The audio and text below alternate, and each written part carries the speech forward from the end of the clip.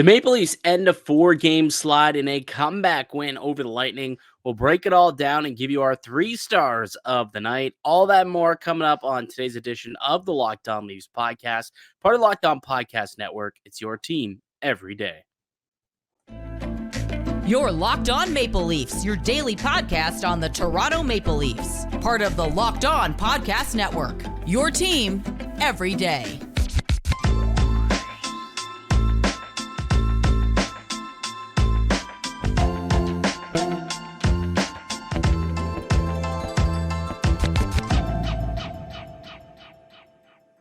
Hello and welcome into the Locked On Leafs podcast, a daily Maple Leafs centered podcast hosted by myself, Mike DiStefano, and my co-host, Dave Morassutti. Today's episode is brought to you by FanDuel. Make every moment more. Right now, new customers get $150 in bonus bets with any winning $5 moneyline bet. That's $150 if your team wins. Visit FanDuel.com/LockedOn to get started. And Dave, if those people would have put a $5 wager on the money line today on the Maple Leafs, they would have been, you might have been pooping your pants a little bit after the first period. But boy, oh boy, did they ever show up in the second period. Big time comeback victory. It was 4-1, Dave. It was 4-1, but it ended 6-5 for the Leafs. One of the few times where we can say it was 4-1, and it's actually a good thing for a change. Well, I mean, it wasn't great. Let's be honest here too. It wasn't great that it was 4-1. It was great that we can now say it was 4-1. Yeah, this is a couple times that Toronto's been able to do this to Tampa, though. Like there's, in the playoffs, they came back and they beat them twice. And then obviously the last game, pretty much the exact same script. First period, horrendous, awful. Kucherov looked like peak McDavid. And they were up 3-1 and Samsonov gets the yank. This time he at least got one extra goal to gave up 4 before getting the yank there in the first period. And then, they got real good goaltending from Joe Woll to keep them in the game. And then the Leafs just took over in the second period. Sheldon Keefe said the second period was arguably the best one that they've played all season long. And yeah, I think I'd have to agree. Like that was a dominant showing that they had there. That period, like I thought they were going to have the lead coming out of the second period. That's how good they were. Yeah. And obviously we know it was the top line driving it all, which is fine. Your best players should be the guys that are driving you, but they look dangerous. I don't know what it was after that first period. Obviously being down 4-1, wake up call, but we've seen this team go down before. Like they did against the Kings, and it's like, all right, we're gonna pack it in for tonight. I feel like they just said no, we're not going to do that, and then it's just like a light bulb switch with this team. Dude, like I talked about this last time, how it's like this team has amnesia and they remember for like 10 minutes, oh yeah, we're a good hockey team, and they play up to their capabilities, and all of a sudden they're gangbusters and they're just so hard to get the puck from. They're just whipping it around. They're putting it in the back of the net, and it's just wave and waves of pressure. And that's when the Leafs are at their best. And that's what we saw happen in the second period. Like it was all Leafs pretty well the whole time. And even for the majority of the third, like I thought that back half of that game from the second period onward was completely in Toronto's hands. And they did allow that one goal late in the game to allow Tampa to bring it to overtime. But then Calle Jarnkrok ends up finishing it, getting the overtime winning goal.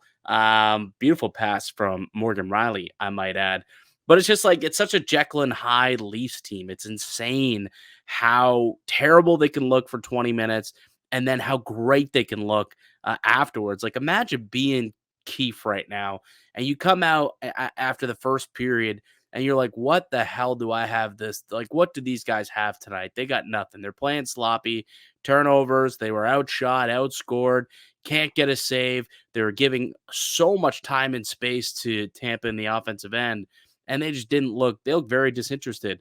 All of a sudden, quick 20 minutes, you come back, and you're the best team on the ice by a wide margin. It's craziness. It's frustrating too, right? Like, yeah, if you're somebody watching the game, you're just like, where was this? Like, where was this a period ago?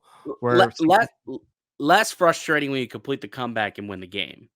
Very much so. But often this team, they wait until it's too late to turn it up and then usually come up a goal short. Tonight, they actually finished off the job. Yeah, like how many people were ready to just turn off that game?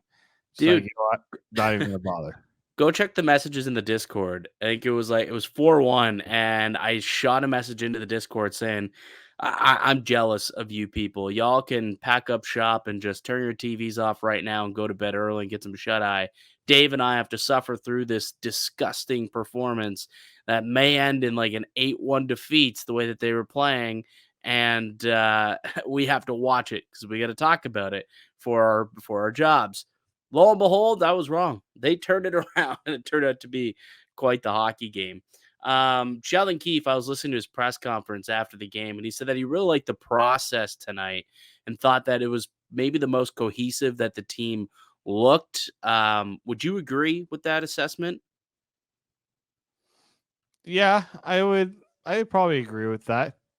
Like we saw the lineup get significant changes, right? Like Matthew Knies goes up to that top line. What do they do? Oh, just score 4 goals, 10 points combined. Calle Jarnkrok gets bumped off that line down to the third. Domi gets shoved into the middle. They call up Nick Robertson, who just gets thrown into the game here. And what does that line do? Oh, Calle Jarnkrok, a couple of goals, including the game tying goal and the game winning goal, and had many good opportunities as a line, right? Like I thought that they just overall the team and the lines, I guess the blender gave us a pretty good shake tonight, I guess is what I'm trying to say. I thought you were also going to note that, one Ryan Reaves did not see a lot of ice. I was going to get to that in a sec. I was going to also get to that. That's more of a mid-game adjustment, I guess you could say.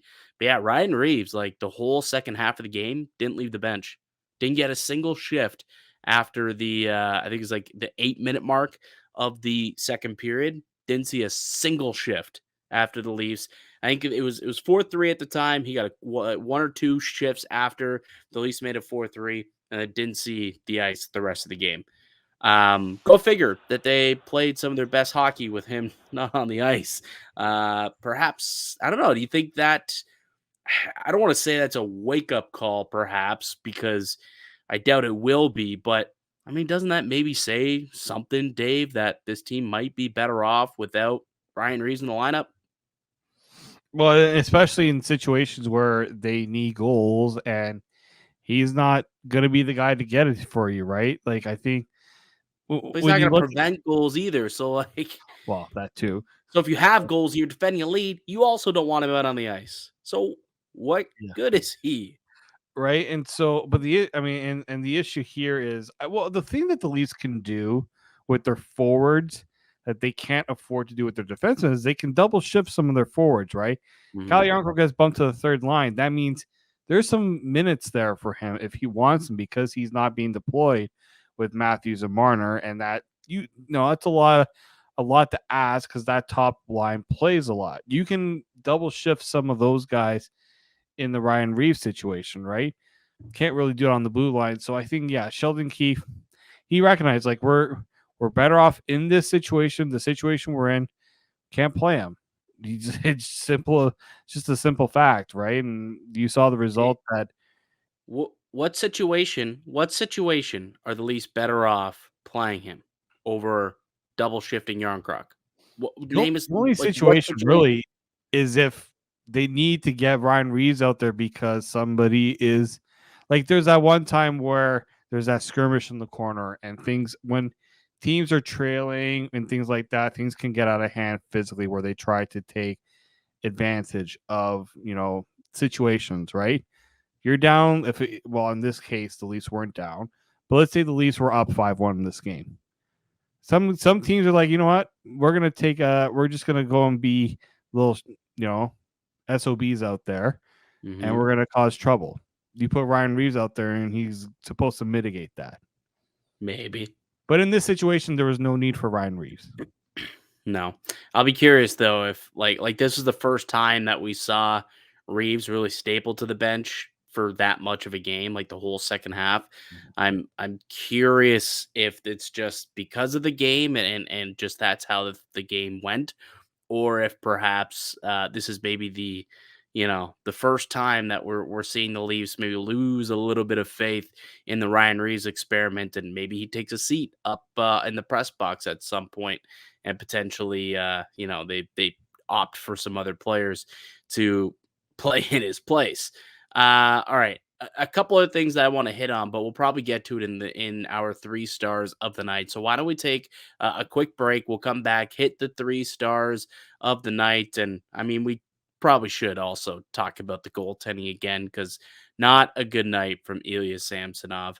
So we'll get to all that and more on the other side. But first, let me tell you guys about one of today's show sponsors, and it's our good friends over at FanDuel. Score early this NFL season with FanDuel, America's #1 sportsbook. Right now, new customers can get $150 in bonus bets with any $5 money line bet. That's $150 if your team wins. If you've been thinking about joining FanDuel, there's no better time to get in on the action. The app is so easy to use. There's a wide range of betting options, including spreads, player props, over-unders, and more. So visit FanDuel.com/locked-on to kick off the NFL season. FanDuel, official partner of the Locked On Network. Welcome back into the Locked On Leafs podcast. Mike DiStefano and Dave Morassutti. We are the hosts here at Locked On Leafs, a daily Maple Leaf centric podcast. If it's if you're an everydayer, you come listen or watch the show each and every day, you know who you are. We appreciate you guys so much. We're very thankful to have a loyal listener base. But if it's your first time, welcome. Hopefully you're enjoying the content, and just know that we do put out new episodes each and every weekday, Monday through Friday. That's 5 new shows each day, just getting you caught up on everything Leafs. So if you do consider yourself a top Leaf fan and part of Leafs Nation, you're going to want to be locked into what's going on here at Locked On Leafs. Subscribe, hit the little like button if you enjoy this video also. That'd be great. And let us know down below, what do you think happens with Ryan Reaves going forward? Is this the beginning of the end of the Reaves experiment, or was this just, happens because of the way the game was going? Game management. Curious to get your thoughts down below.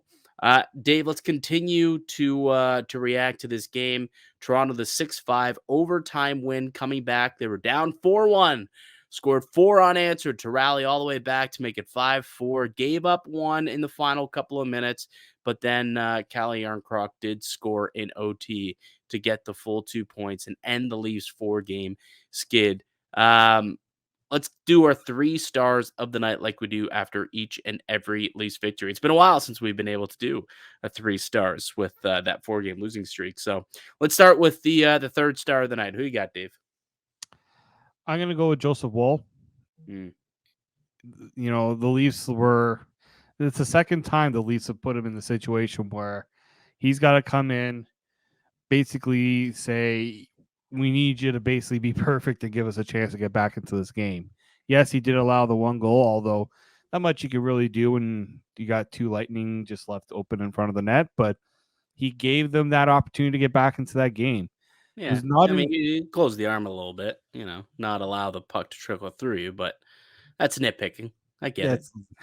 Just a tad. Like, he did stop all the other 18 shots, or he made 18 saves on 19 shots. Yes, it was crucial. They needed someone to steady the ship because clearly Samsonov just didn't have it tonight. Yeah. For another time against Tampa. Yeah, it's troublesome. It is, and we'll get to it in a little bit here. I also had Joe Woll as my 3rd star for tonight, though. Like, again, you stop 18-19, and he kept the door shut to allow Toronto to get back into it, and made a couple of big stops, after the goalie change and in the second period, and then a couple in the third. Like, that's what you need Joe Woll to go and do when your team is down like that. Can't allow another backbreaking goal, and he didn't. He gave the team a chance to come back, and they eventually did. And sure, allowed 1, ended up going to overtime, but Toronto got it done anyway. So, doesn't matter at this point. But Joe Woll for sure earned 3rd star honors from myself as well. 2nd star for tonight, Dave. I'm going to give it to the guy who got the overtime winner, Calle Jarnkrok. The boy Calle, though. He didn't need to do much. Those 2 goals, be in the right spot and was obviously gifted a great pass by Riley on the overtime winner, and there for the rebound off the Robertson shot. Which what a play! Yeah, no, solid play by Robertson just to fire it on net, by the way, and then have Jarnkrok just kind of pounce on it. But to your point, you said be in the right spot. Where's the right spot, Dave? Right in front of the net. Yeah. That's good things happen when you go to the net. You got to work sometimes to get there. That Jarnkrok's been able to has been willing to do that at the very least. I thought that Jarnkrok was terrific tonight. I also have him as my second star, end up with 2 goals, 17 minutes, 38 seconds. He was double shifting, like you noted earlier. Had a lot of shifts, on the fourth line, third line, and then, getting that overtime shift alongside Nylander. I mean, that clearly was Sheldon Keefe saying, okay, this guy's got it tonight. There's a little something extra there tonight with Jarnkrok. Let's send him over the boards. And that's exactly what happened. They got rewarded for it with him, tipping in a nice feed from Morgan Riley. Couple goals tonight, 3 shots, 2 hits. I thought that he was fantastic. He was forechecking, back checking. And Sheldon Keefe was speaking about Jarnkrok after the game, and he said it was unfortunate that Jarnkrok, he had to have that conversation after the Buffalo game where, he was on that top line that scored. There's 3 or 4 goals themselves as well in that game. And unfortunately, Jarnkrok ended up having to come off that line when they when he got the blender back out. And Keefe said he took that demotion like a pro and said, quote, "I get it. We're not winning. We got to make some changes." Took it like a pro and went out and still played as if he was, on the top line, wanting to produce and play for the guys around him. And that third line as a whole was real solid. Totally makeshift with him, Domi, and Nick Robertson. But the trio there, they found something, and I thought that they were, quite dangerous throughout the night. And the important thing too here is we were concerned about this line defensively, right? Were they going to be a black hole defensively? They only had 20% of their offensive zone, like their starts in the offensive zone. They weren't sheltered as much as I maybe thought they were going to be. Is that? I And gotta look that up. Is that true? Calle Jarnkrok had 20% of his zone starts in the offensive zone. Yeah, I think of some of those were at the third line. I'm looking at it now. That third line, so Robertson, Domi, and Jarnkrok, 1 offensive zone faceoff, 3 neutral zone, and then just 1 defensive zone Yeah. faceoff. So a lot of neutral zone faceoffs for them tonight. But still, to your point, they only allowed 2 shots on goal. They outshot them 6-2 when those 3 were out on. So 7 minutes and 58 seconds with that third line out there of Robertson, Domi, and Jarnkrok. Outshot them 6-2. They scored a goal, 61% expected goals, 4 scoring chances, couple of them high danger. So a pretty solid outing for that new makeshift line there. They Robertson hasn't played with these guys, Yeah. right? This is made like Calle Jarnkrok missed so much training camp. He hasn't played with a lot of these guys. Yeah. Right. So this was like that's what Calle Jarnkrok is though. I know all that talk about should the Leafs move on from him, should they trade him? And then people were talking about the Alexander Kerfoot. He's now the new Kerfoot because Sheldon Keefe likes him so much, moves him around so much. But there's a reason. There's a reason, right? He's defensively reliable, and he's better offensively than Alexander Kerfoot. Let's be honest here. He is, and he's like $1.5 million cheaper than Kerfoot was also. Yeah. Which is obviously huge, right? And Exactly. look, I always thought that Jarnkrok signing was pretty solid. Like, he's a dude, second unit power play. He'll play on the penalty kill. He'll score you a couple goals here and there. Is he a dude's going to get you 25 goals? No, but he flirted with 20 last year, if I'm not mistaken. I think he was on pace for 20 goals last season at the very least. I think that Jarnkrok has been one of the more consistent players of late. Like, I thought the last few games he's been all over the place. Like, I've noticed myself mentioning him in these post game podcasts as somebody who had a little jump in Buffalo, had some jump the night that they were in Boston, and tonight again had a lot of jump and was real solid against against the Tampa Bay Lightning. So I think kudos to Jarnkrok, man. He's starting to churn out a role for himself here with Toronto, and it's much needed, right? Mhm. They need goals from people not named Auston Matthews right now, and finally someone stepped up, and that was the difference, right? Without Jarnkrok, that's a 5-4 loss instead of a 6-5 win. Yeah. All right, that was the difference. That's what depth scoring can do for you. Okay, first, why don't we take a break, come back, and get to the first star of the night? Because I have a feeling that we know who it's going to be, or who they may be. Little tease as to who the first star could potentially be for this one. But before we get into that and talk a little bit about the goalie situation, let me tell you all about Sleeper, one of today's newer show sponsors. A new NHL season brings all sorts of possibilities. Matthews could score 50 goals. Maybe he could do it in 50 games. Who knows? Got 13 and 12. The Leafs could hoist the Stanley Cup for the first time since 1967, and you could win big by playing daily fantasy hockey on Sleeper, the official daily fantasy app of the Locked On NHL Network. Sleeper is our number one choice for daily fantasy sports, and especially daily fantasy hockey, because with Sleeper, you can win 100 times your cash in daily fantasy hockey contests. All you have to do is pick whether studs like McDavid or Matthews or Calle Jarnkrok potentially will record more or less than their sleeper projections for things like goals, assists, saves, plus minus, and more in any given game. To win 100 times your bet on Sleeper, you need to correctly predict the outcome of 8 player stats. You heard me, Leafs fans. You can win 100 times your money by playing daily fantasy hockey with Sleeper. So start paying attention and nail your picks so you can start winning big. Use the promo code LOCKEDONNHL and you'll get up to a $100 match on your first deposit. Terms and conditions apply. That's code LOCKEDONNHL. See Sleeper's terms of use for details and locational availability. Welcome back into the Locked On Leafs podcast. It's Mike DiStefano and Dave Morassutti. We're reacting to a big old comeback victory. Maple Leafs 6-5 in overtime over the Tampa Bay Lightning. Calle Jarnkrok with 2 goals earned our second star.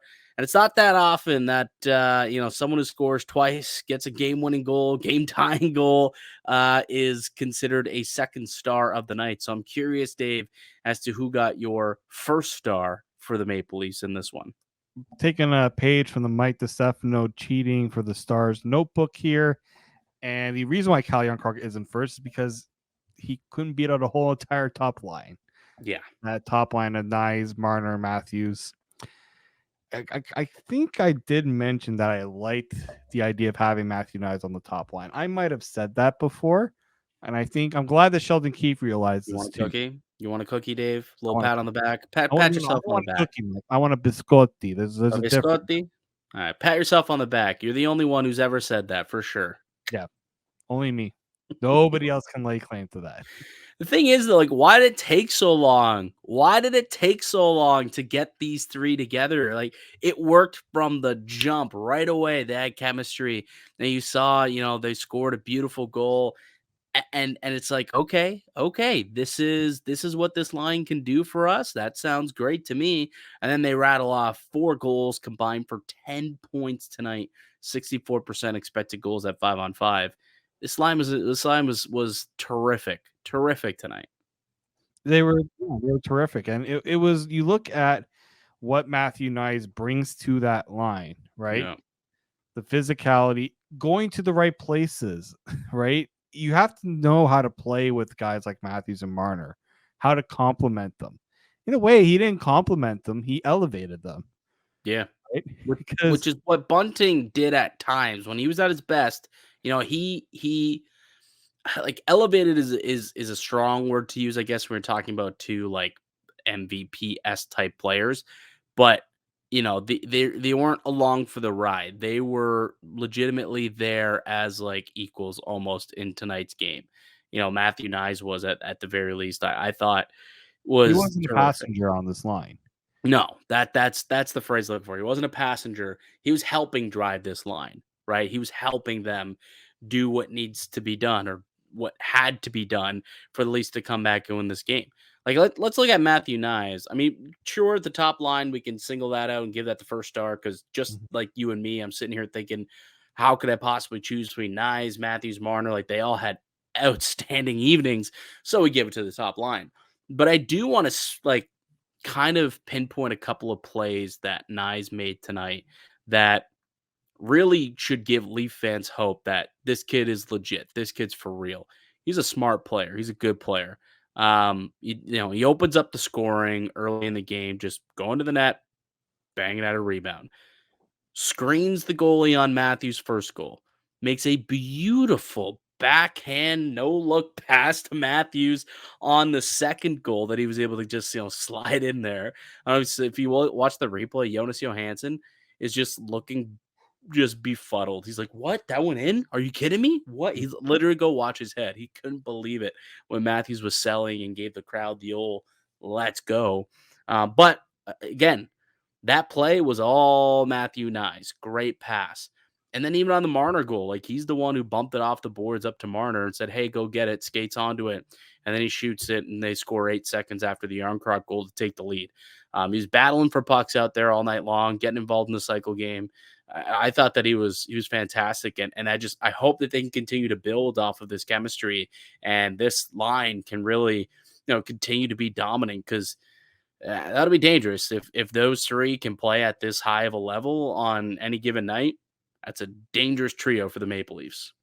And look at who those guys were going up against. Like they didn't go and say, "Hey, we're going to throw each off to their fourth line guys." No, no, Th- no. There's That Kucherov, there's Braden Point, there's a Steven Stamkos. You're going to go yeah, play those guys. that pass though, like that nice pass to Matthews, Mm. that was with Victor Hedman on him, Yeah. like leading him into the boards. And he's like, "Get off of me, Hedman! I need to make this awesome pass." Oh, you're big and lanky. I'm just gonna go around you and just throw it to Matthews here, who was also Yeah. like, I don't know how you don't account. I guess because Matthew Knies was so good, they're like, we got to look after this other guy from Arizona. We were worried about number 34 here, but they got two guys from Arizona. How could Yeah, we they ever do. defend both of them? Yeah, yeah, they do. Yeah, they do. Like the Um, first goal too, the goal he scored, like I don't know if you like that play where he tipped it out of the air, batted it down. They asked him about that after the game. He's like, well, yeah, I talked to Ryan O'Reilly about that. And he said that's something you may want to work on in the offseason to get better at. you know what? It's funny you say that actually, because I do remember he was asked.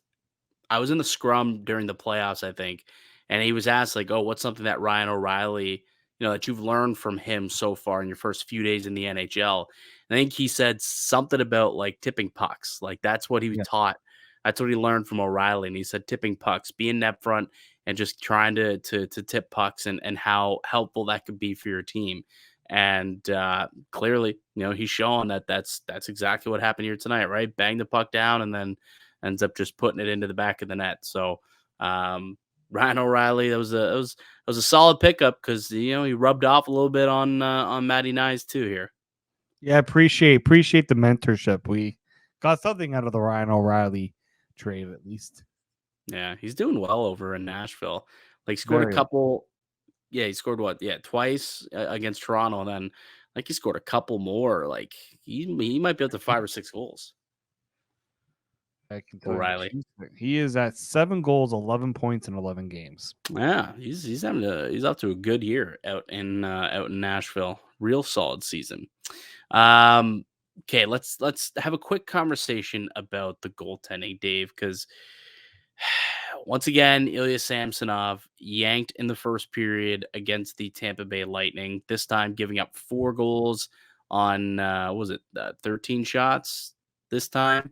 So he lasted a tad longer, I guess, than the Well, first the one. goals are a little more spread out this time. Yeah, but still, that's less than 2 periods of play. Actually, less than a period of play if you combine them. I'm He, pretty sure he was less like than a period of 5 minutes left in the first or something like that. Like it was yeah, and he's allowed 7 goals on 17 shots against this Tampa team. Uh, I don't know, man. Like here's my issue, and I don't want to overreact again to one game. Yeah. But what I will say is, to me, when I'm watching him play, he seems too busy in net right Mm. now, and I feel like Tampa knows that once they get the puck moving side to side, and you'll notice, look at those goals. They were going side to side. They got him moving, and he lost his net, lost his positioning once that happened. And like maybe that's the book on Samsonov, and they're starting to kind of pick up on that. Again, I don't know. I never played goalie. I don't know if that's something that could be corrected easily.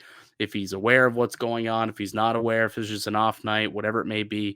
But that's kind of what I noticed from his game tonight. Just way too busy, way too much. And you notice it more when Joe Woll goes in, and you're like, he just seems a lot more like compact in his movements, right? Like there's just such a stark difference between those two when they're in between the pipes. Yeah, like I didn't like the first goal. He adds the angle on the shooter, and he gives Victor Hedman that side of the net to shoot at. Like that was inexcusable, and it feels like he noticed that he didn't play that one right, and it impacted the rest of his focus. Right now, he's trying to do too much, as you said, right, moving side to side. Tampa knows, Kucherov knows, right? It's almost like Kucherov wrote the book on how to beat Ilya Samsonov in net, right? Get him thinking you're going to go one way with the shot, and he puts it in a different spot, and Samsonov can't stop it, right? I will say this about Samsonov. There's two truths to this. He didn't play well, but his team didn't play well in front of him either. Very And true. that's the issue I have. Like they were quick to throw, people were quick to throw Samsonov under the bus, but the team needed to be thrown under the same path as well, right? Like that was True. the issue I had. But at the same time, the Like goals weren't these weren't goals where massive defensive breakdowns and he's left in no man's land. Guys are in position and he got beat clean, right? yeah. You Let got me to see.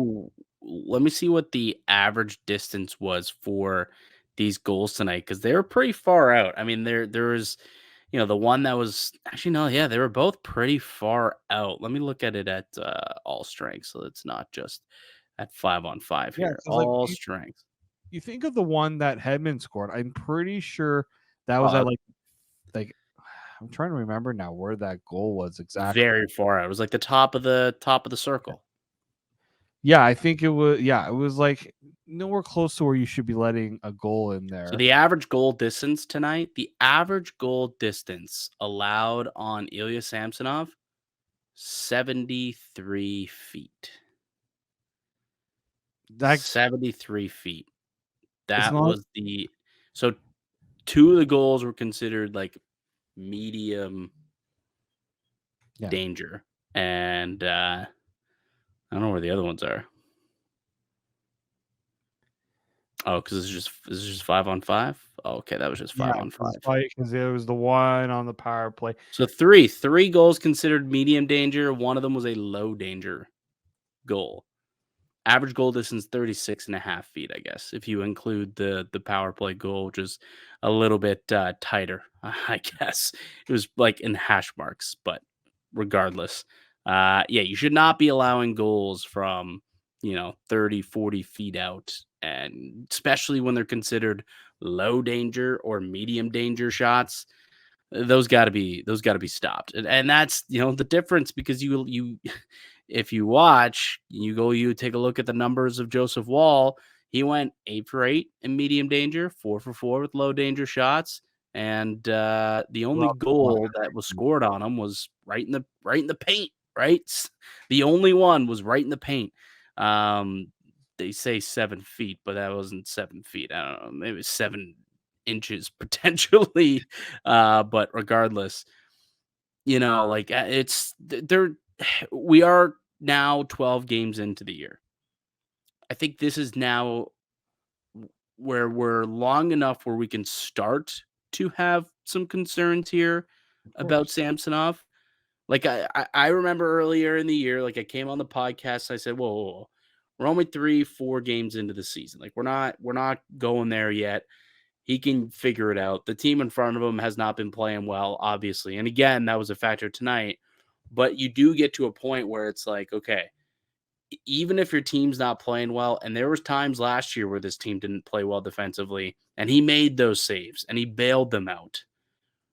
That player needs to show up very soon, or he is in danger of losing his starting position to Joseph Woll, who's played a lot better. And twice he's come in mop-up duty after Samsonov got pulled and led them to victory against Tampa. So Samsonov, I don't think the leash is going to be that much longer for him anymore for being like the guy here for the Maple Leafs. Yeah, and like I said, it should be a rotation. Next game's going to Joseph Woll. It should be. They do have a back-to-back, so Samsonov's going to get one of those. Mm-hmm. And then I think after that, you're going to Sweden. So he is probably I don't know if it's back-to-back or is it a Friday, Saturday? I can't remember. Friday, Sunday, I think it is. There's like the 8 a.m. game. Yep. Brutal. 8 a.m. We got to wake up and watch a hockey game at 8 a.m. Leafs and Wild. I mean, we also have to watch a game at 2 o'clock on a Friday afternoon. I mean, I'd rather that than wake up at 8 a.m. I've woken up a lot earlier for sporting events than 8 a.m., but that's me. Yeah, but those are usually like Canadian Olympic events and the bars are open and you can go and booze up. I don't know if the bars are going to open for an 8 a.m. Leaf game in Sweden. Losing when I was watching those games. Oh boy. All right. Any final comments you want to make about tonight's game? Nylander extended his streak to 12. They needed apparently, I guess that's why they wanted to go overtime, give Nylander that one last chance to extend the streak. Yeah, he ended my streak of I had won back-to-back parlays for my covers.com bets, and I bet for Nylander to get an anytime goal tonight. That was my best bet of the night, and he did not. Everything else hit except for that one.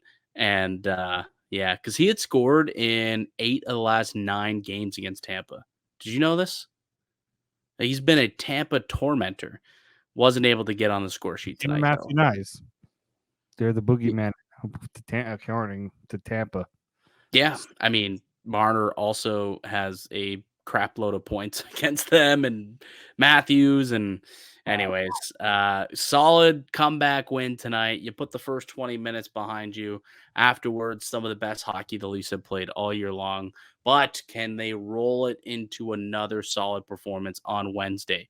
Because they've got Ottawa coming to town. Our first Battle of Ontario. We might have to phone up Pilsy and Ross and maybe get a little Battle of Ontario podcast brewing up for Wednesday morning. That might have to be in the cards. I'll make a phone call.